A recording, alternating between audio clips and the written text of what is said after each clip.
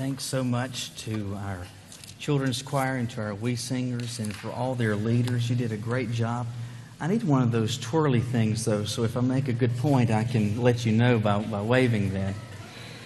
Anyway, years ago when I was in college, my college and career Sunday school class at my home church decided one weekend to have a college and career camp out. And so we were going to go to the Mara Mountain State Park, which is not far from Albemarle, if you've ever been there or haven't. Anyway, we're going to camp just on a Friday night and leave late Saturday afternoon to go back to Charlotte. But there were probably 12 to 15 or so of us in the group. And as part of the group, though, we had this one girl who was crazy. I don't mean like good crazy. I just mean crazy. You know people like this. Well, there was this one girl. She was crazy, and part of her craziness, she thought it would be a great idea to bring her enormous dog with her on this camping trip. And he barks and howls and whines and is making noise all the time. He's getting on my last nerve and everybody else's. But anyway, we're all there. Again, there's probably 12 to 15 or so of us. We get there on that Friday afternoon. We get to the campsite. We get our tents pitched. That evening, we work on and prepare supper. We eat that, and then we just sit around the campfire and shoot the breeze until it's late enough for us to go to bed. And so the next morning, we get up, and we fix breakfast. We eat that, and we're trying to decide what to do. And then somebody had a horrible idea, a horrible idea. They said, let's go hiking. I don't know if you're aware of this, but do you know what hiking is? It's walking uphill. That's all it is. And so when they say, do you want to go hiking? Well, it's just, do you want to go walk uphill? Well, apparently there's a sucker born every minute. And so all of us decided at this point we're going to go hike this trail at Mara Mountain. And Mara Mountain is, I suppose, less of a mountain and more of a giant hill. But there's a trail that goes around it, goes up, and then leads you back down. And so we have begun this hike, and as we've crested the ascent and we're headed back down, and we get to a portion in the trail where the trail is very narrow. To our right, there is this sheer drop-off that's probably a 40 or 50-foot drop, and you need to be careful because the trail is narrow, and just to your left is all this thick brush that you can't walk through, and so there's a very limited area in which you have to walk and walk safely. Anyway, as the group is going down the trail, our Sunday school teacher, Mark, is probably 20 yards or so ahead of the rest of the group.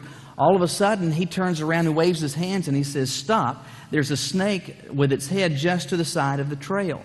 And so we all obviously stop and we kind of inch closer to where he's describing. And you could see this snake with its head probably a foot or foot and a half away from where it was that we were going to have to walk. And so somebody said, well, what kind of snake is it? And Mark said, I think it's a copperhead. And as I looked, I thought, that's not a copperhead. I'm not sure what it is, but that's not a copperhead. And so at this point, we're trying to decide what are we to do. Mark's over on the safe zone. We've got to figure out whether we're going to walk in front of this snake or we're going to head back and go back up the mountain and back down the other way, which would be an enormously long walk. And so the crazy girl is saying, what am I going to do about my dog? My thought was, just let him get bit and the rest of us will be safe. And so anyway, what we wound up deciding to do is that we were just going to walk carefully, cautiously, and deliberately in front of this snake, staying as far to the right as we possibly could. And so one by one we did this. And you're watching over to your left because you can see that snake's head not very far from where your feet are, clearly within striking distance. Once we get over on the safe side, I decided I want to figure out what kind of snake this is. I found the longest branch that I possibly could, and I pushed some of the brush down back near where his tail was, and I saw what was nearly a 2-inch rattle on this snake. We had just been walking in front of a rattlesnake. Now, needless to say, once we discovered this, the rest of the hike down this mountain was not just a carefree jaunt in the park. We were paying very careful, very close attention to where it was that we were walking, watching very closely where our feet were landing. Why? Because we were aware at that point of the dangers. At that point, it affected what we were doing because we were aware of the dangers. For a number of weeks now, we've been in a series of messages that I've entitled Against the Tide. And the premise, again, has been very simple, which is to say, as followers of Christ, we are not to be followers of the crowd or following the drift of culture. After all, we're living to a higher calling, to a standard that God has erected for us that's going to cause us to live a different life, going very much against the tide of culture, very much not with the crowd, but against the tide of the crowd. Now, we've talked about some ways in which this is going to have some different impacts and significant impacts in our lives, and ways in which, consequently, as followers of Christ, we're going to be different. We've talked about how we have different speech, how we have a different way of representing ourselves in terms of our appearance. Last week, we even talked about how it is that we are to be different in what we eat. But there is still yet another difference that should mark us as those that are followers of Christ. And that is, as parents, we are to parent differently. The mother or father that knows the Lord, the follower of Christ that is a parent, should parent their child, their children, differently than those that are outside of Christ. Why is that? Well, it's very simple. We should parent differently because, like we, after having seen that snake, are aware of the dangers. We are aware of the threats. Certainly you're aware of the fact that your children face threats from peers and friends at school or in the neighborhood. They face threats from drugs and alcohol, from premarital sex, from godless worldviews. And they face all sorts of threat through the plug into your computer that attaches your home to the internet. There's all of these clear and obvious threats, but there are some other threats that as a believer you need to be aware of that should lead you to parent in a different fashion. But what exactly are those threats? Paul identifies them for us in the 6th chapter of Ephesians. If you would look with me in your Bibles there today, Ephesians chapter 6, and we'll look there at the first 4 verses.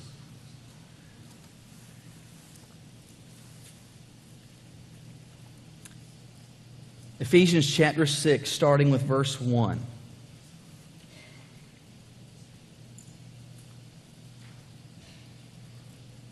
There Paul says in Ephesians 6, verse 1, "Children, obey your parents in the Lord, for this is right. Honor your father and mother, which is the first commandment with promise, that it may be well with you and you may live long on the earth. And you, fathers, do not provoke your children to wrath, but bring them up in the training and the admonition of the Lord." On the surface, it sounds like most of what Paul is saying there has to do with children and their responsibilities as children within the home, whether as a child, as a teenager, or as a young adult. But ultimately, what I believe Paul is doing here, under the inspiration of the Spirit, is revealing the threats that children and families face in this world, and how consequently, by understanding these threats, we should parent and parent differently. But what exactly, again, are these threats? Well, the first one that Paul identifies is the threat of absent guidelines. The threat of absent guidelines. In the verses preceding this text, Paul has talked about the relationship between a husband and a wife. And by the time you get here to chapter 6, the focus is still on the family. But at this point, he's talking about the relationship between children and parents. And he begins with a very simple command there in verse 1. "Children, obey your parents." It's very simple. It's very plain. It requires little interpretation. Children, obey your parents.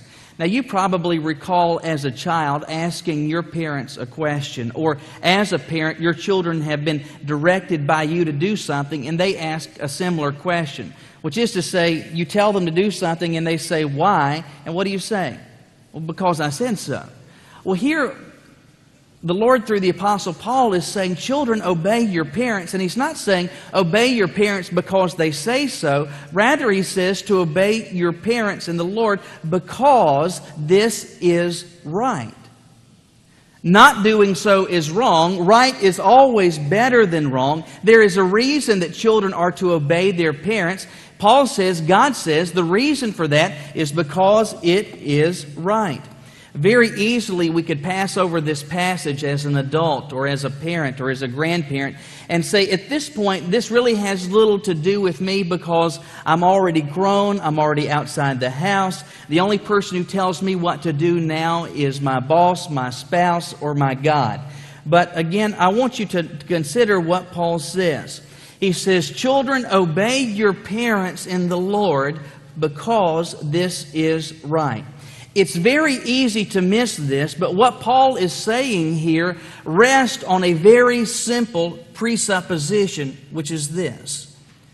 If children are to obey their parents, by the virtue of logic, parents need to be giving their children something to obey.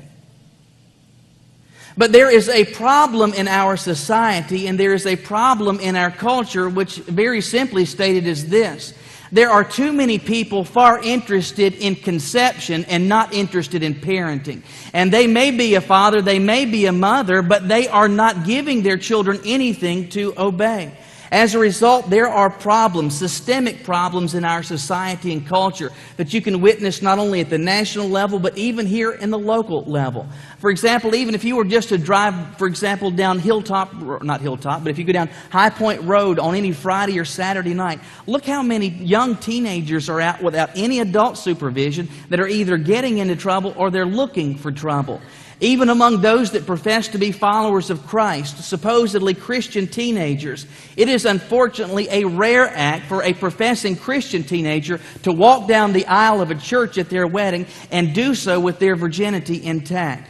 It is a colossal problem if you pay attention to the conversations, in particular of teenagers, whether in the mall or in restaurants, or if you pay attention to what they're saying on Facebook. So much of what you see is best described as vulgar conversation. The crime rate in this country, especially among male adolescent teens, is out of control. It's true not simply in cities like New York and Chicago, but it's true even here in Greensboro. And especially among male adolescent teens, there are assaults, there is theft, there is the shooting of victims on a regular basis. This observation should lead us to ask one simple question. Why is there, in effect, so much juvenile delinquency? It's very easy to say it's because we have all of these problem kids and these problem teens and these problem children. But I'm here to tell you today, the problem in our society, the problem in our culture, and the problem even among those that profess to be followers of Christ is not punk kids. The problem is trifling, lazy parents, which again are far more concerned with conception than actually parenting. Listen, God says that children are to obey their parents because this is right. But if children are to obey their parents, well, it stands to reason parents need to be giving their children something to obey. But it seems that in so many households, even among professing believing households, the parents have gone AWOL in this responsibility.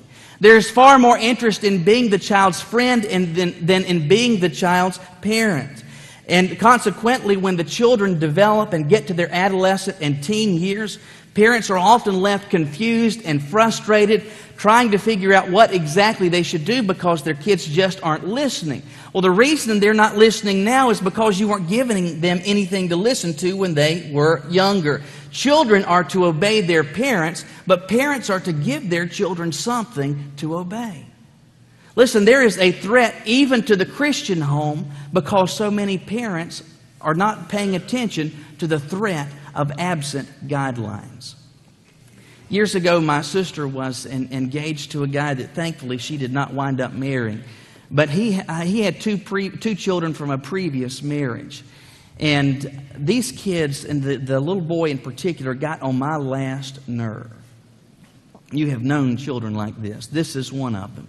Anyway, on Easter Sunday of 2004, after the service, I asked Caroline to marry me in the sanctuary of our church in Charlotte. It was already planned that on this Easter Sunday, my parents and her parents, my grandmothers, my sister and her fiancé and his kids, Caroline's parents, her brother, all of our family, they were going to get together at Caroline's house for lunch on this Easter Sunday. And so after everybody has left, I've asked Caroline to marry me. When we get to the house, Caroline shows them the ring. We announce formally the news. And so everybody is excited. There's hugging. There's happy tears. Everything is going great. We sit down for lunch. We have a great meal. And afterwards, we're sitting in the living room there of Caroline's house. And this little boy that gets on my nerves, the son of my sister's fiance, has disappeared. A few minutes later, he comes into the den, and from head to toe, on his entire front, the entire front of his body, he is covered in dust. It looks like he has literally been playing in a vacuum cleaner bag. And so his father, upon seeing this, asks this little boy a question. He says, "How did you get so dirty?" At this point, he describes to Caroline's horror how he has been crawling up underneath Caroline's bed. Well, Caroline was mortified because now that everybody knows that she doesn't vacuum underneath her bed. We still don't. She's horrified, but what was interesting to me is what then happened. The father does not say to him, "What in the world were you doing in somebody else's house in their bedroom, crawling around up underneath their bed?" It had better not happen again where you're plundering in somebody else's house or where you're crawling around up underneath somebody else's bed. There was nothing like that. All he did was just kind of brush him off, and he laughs. And as this is unfolding, I'm picturing what it would have been like had the shoes been reversed and I'd been that little boy and my father would have seen this. At that point, my father would have probably used an expression that was pretty common for him: "I am going to stomp you." He would have made it abundantly crystal clear that behavior was unacceptable and it had better not happen again. But this little boy, again, he got on my last nerve. He was absolutely out of control. He would listen to no one. He did what he wanted, when he pleased, and no one seemed to be able to stop it. And what was so aggravating to me is the temptation that I had, where I just wanted to shake him. I just wanted to grab him because I was so frustrated with him. But then I had to realize, listen, my frustration's not with him. My frustration's with his lousy daddy. He's not doing anything right because he's not being taught what is right. Listen, God has an expectation for your children. He has made that plain and very crystal clear that they are to obey you as their mother. They are to obey you as their father because this is right. But if that is the expectation that God has of them as a parent, God has an expectation of you, and it's very simple. You give your children something to obey. You consistently give them parameters and guidelines of acceptable behavior. There is a threat even to Christian families that so many times is unseen, and that threat is the absence of guidelines within the home. Children are to obey, and parents are to give their children something to obey. You as a believing parent, as a believing family, your parenting style should be different because you're aware of the threat of absent guidelines. But beyond that, you should be and hopefully are aware of the threat of absent honor. The threat of absent honor. In verse 2, Paul gives another command that is as simple and as clear as that in verse 1 of obeying your parents. He says in verse 2, for children, they are to honor their mother and their father, which Paul says is the first commandment with promise. Now, the word that's translated as honor means to revere, to respect, to view as valuable. Children, yes, are to obey their parents, but they are to revere, they are to respect their parents, they are to view their parents as being valuable. Now, the command to obey has to do with action. The command to honor has to do with attitude. Yes, children are to do what their parents say, but in their heart, in the seat of their emotions, there is to be this feeling where the mother, where the father, they are valued, they are respected, they are revered in the eyes of their children. Now, it's easy for us, again, to look at this passage and say, well, this has to do with kids. This has to do with little people. This has to do with those that are still under their parents' roof. And so some of you adults might be able to say, well, this has nothing to do with me because I'm grown, I'm out on my own, I've got my own family now, and so I just need my kids to honor and obey me. But understand that this is a command that does not have a time limit on it. It just says, honor your mother and your father. Listen, the command to honor your mother and your father is open-ended in terms of time frame, and it's open-ended until such time that you no longer have them. Until they leave this world, you are to honor your mother and your father. This has to do not only with the feelings that you have towards them, but these feelings will manifest themselves even in actions. And for those of you who have especially aging parents, I believe that this command to honor your parents also reflects the manner in which you're to ensure their care when they're no longer capable of caring for themselves. This is a command of God. You are to obey your parents, but throughout the course of your life, until such time that God takes your parents home with Him, you are to honor them. But just as Paul gave a reason in verse 1 as to why children are to obey their parents, Paul gives a reason why we're to honor our parents. And the reason why is that this is something that goes back to the Ten Commandments, because the command to honor our mother and our father was given by God through Moses to the children of Israel thousands of years before. But when God gave this commandment, He did something very unusual. For example, when God gave the commandment that you shall not commit adultery, He did not say, hey, if you will not commit adultery, if you'll not cheat on your spouse, I'm going to put a $100 gift certificate in the mail. He just said, don't commit adultery. But with regard to this commandment, to honor your mother and your father, God promised actually a couple of specific blessings. That's why Paul says that this is the first commandment with promise. And the promise you see in verse 3. First of all, that it may be well with you and you may live long on the earth. Now, when God says that if you honor your mother and father, it will be well with you, it's speaking of the manner in which your life will unfold. And it's not the suggestion, nor is it the hint that there won't be any problems, any mountains to climb, any hurdles to have to jump over, any tragedies, any sorrow, any sadness. Rather, it is that your life will be on the receiving end of God's blessings. That there are blessings that will be specifically reserved for you because of the manner in which you honored your parents. But He says that there's another promise, which is that you may live long on the earth. This is not God saying that you're going to live to be 130 years old, but it is God saying this. If you will honor your mother and your father, then you will experience the full number of days that God wants you to live on this earth, and that your time on this earth will not be abbreviated. That's a great promise. But it's contingent on us doing something. Something that Paul again describes is as honoring our parents.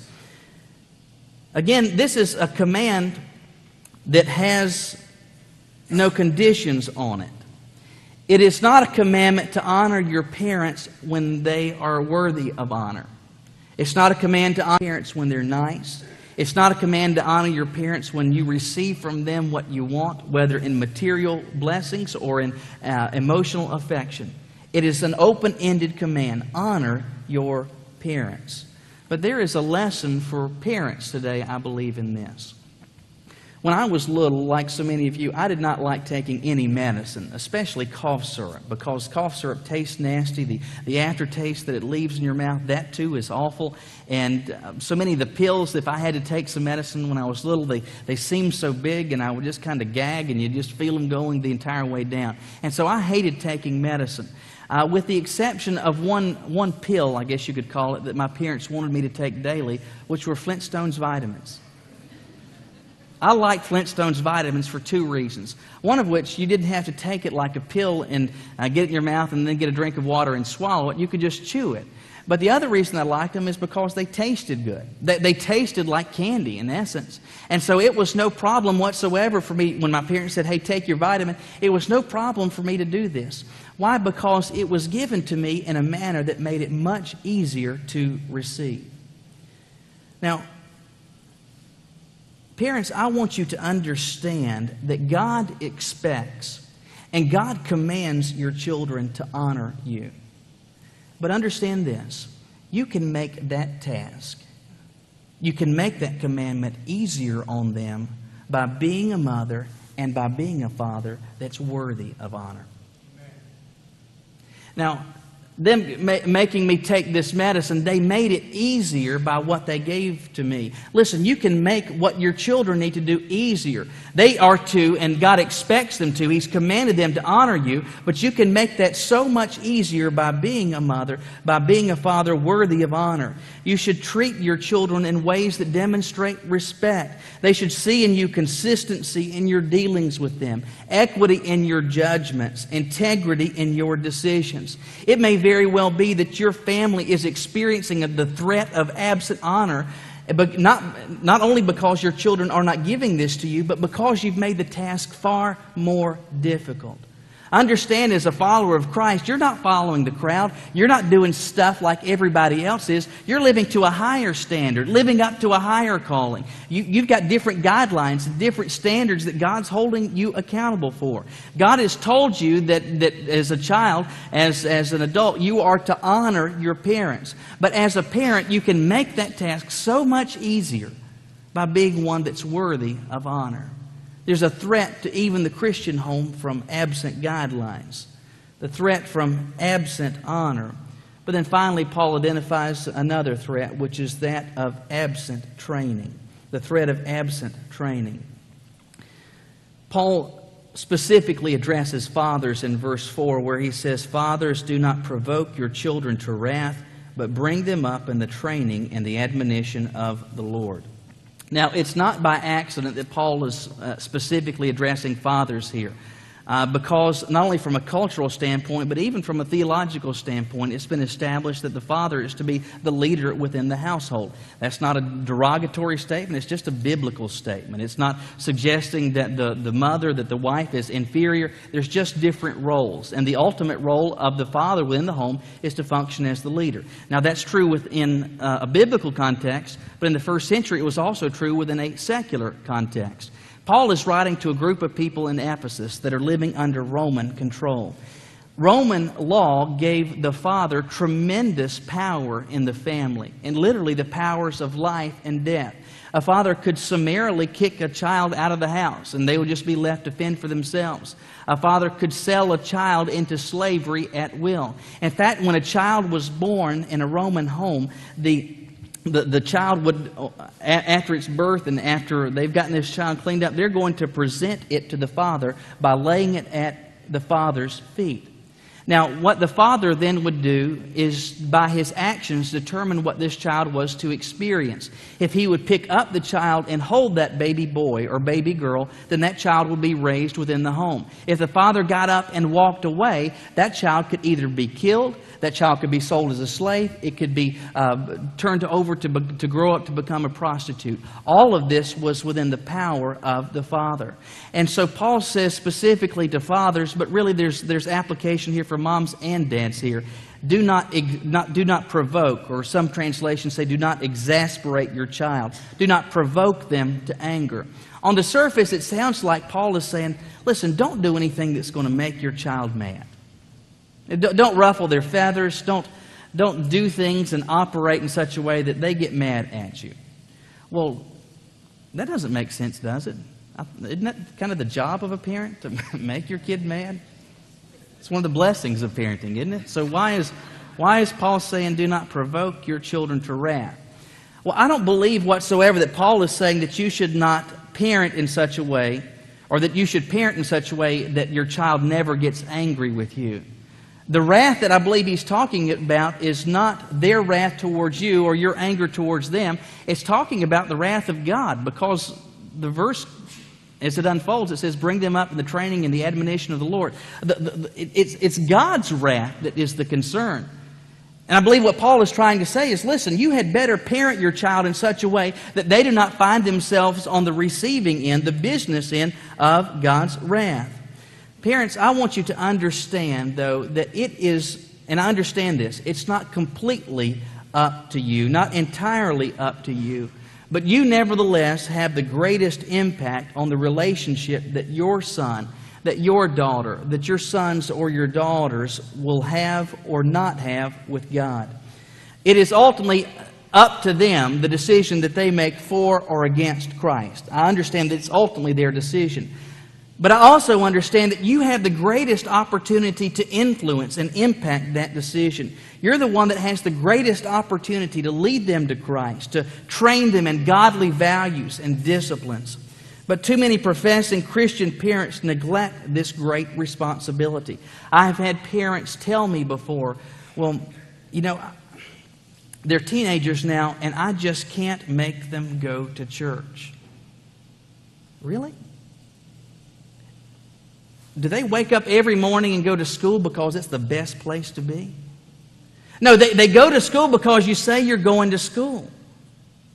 You say, I can't make my child go to church. Yes, you can make your child go to church. If they're still in your house, you can determine where it is that they go and they do not go. You can make your child go to church. But some say, and they recoil at that, by saying, listen, if I do that now, I may turn them against the church. I may turn against God and the things of God.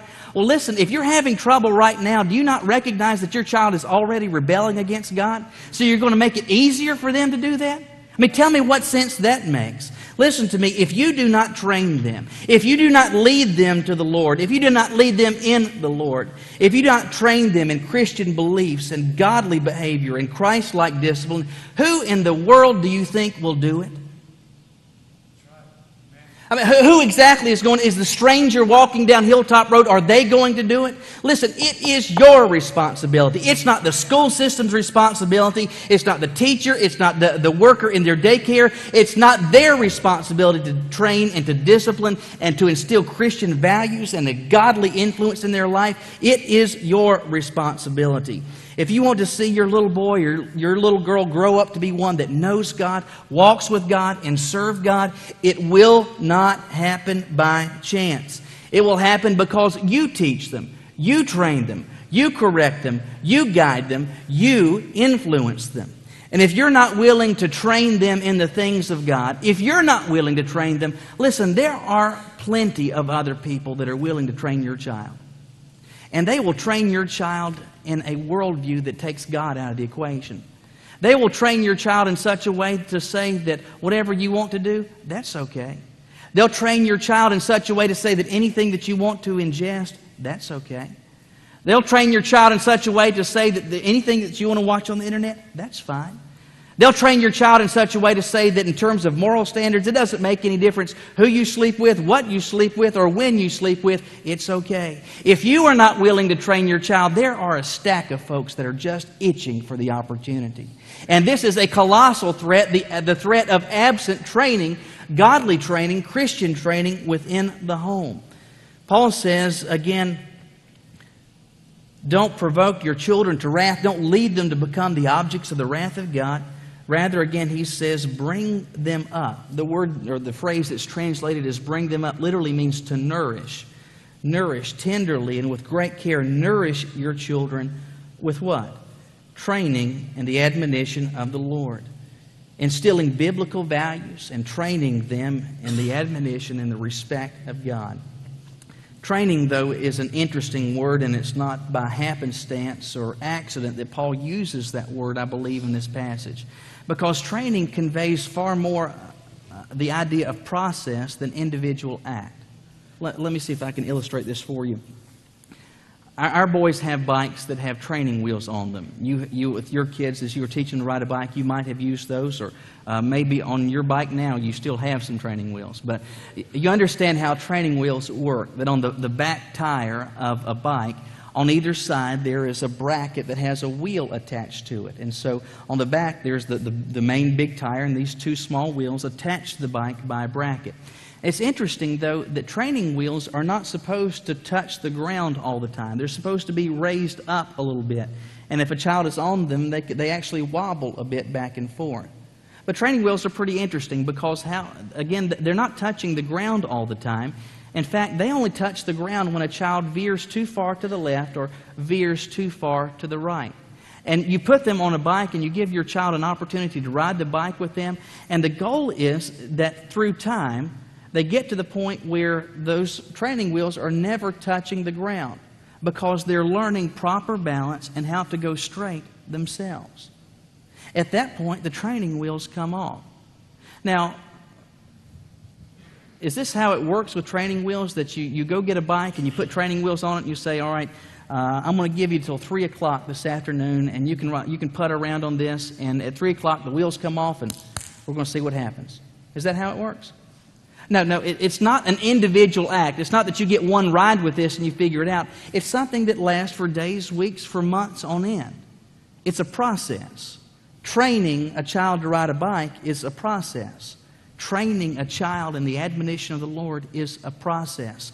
And the goal is that you are there and your guidelines are there, that your presence is there, that your expectations are there, that your teaching is there, so that as they veer too far to the right, as they veer too far to the left, you help them get back to a point where they maintain balance and where ultimately on their own they're able to go straight on their own. Understand this, you will not wind up with godly children by chance. You will not have little boys that grow up to be Christian men and little girls that grow up to be godly Christian women by chance or by accident. It will happen because you as a mom, because you as a dad, you parent differently. And you parent differently because you understand the threats. You understand that when guidelines and honor and training are absent, well, so too will be godliness within your home. Listen, God expects you as a mom or a dad to parent in a way that's different than that of society and culture. He expects your parenting to be that which goes against the tide. My simple question for you today is this: is your parenting any different? Are you parenting in such a way that you demonstrate to others you know exactly what the threats are? Won't you bow your heads with me?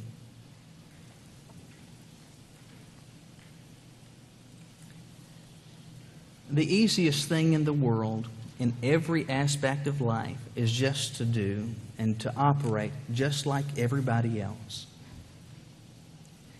To just go along and follow the crowd. In the area of parenting, when you consider what the crowd is doing, what's going on? Kids are doing what they want. They're experiencing trouble, facing challenges, getting on a path that doesn't lead them closer to God but further away from it. They're experiencing behavior that's plagued with immorality, plagued with godlessness. Listen, that's the direction that the secular, outside of Christ family is going. And it's not so much entirely the behavior and the choices of children. It's because of the problems in the home with parenting. Listen, God expects you as a mom or a dad to parent differently. The manner in which you do so should go against the tide. Before you and God today, would you say that your parenting is any different than those that you work with? Is the behavior that you see in your children any different than those that are outside of Christ? They may be learning algebra and biology and chemistry, but are they learning from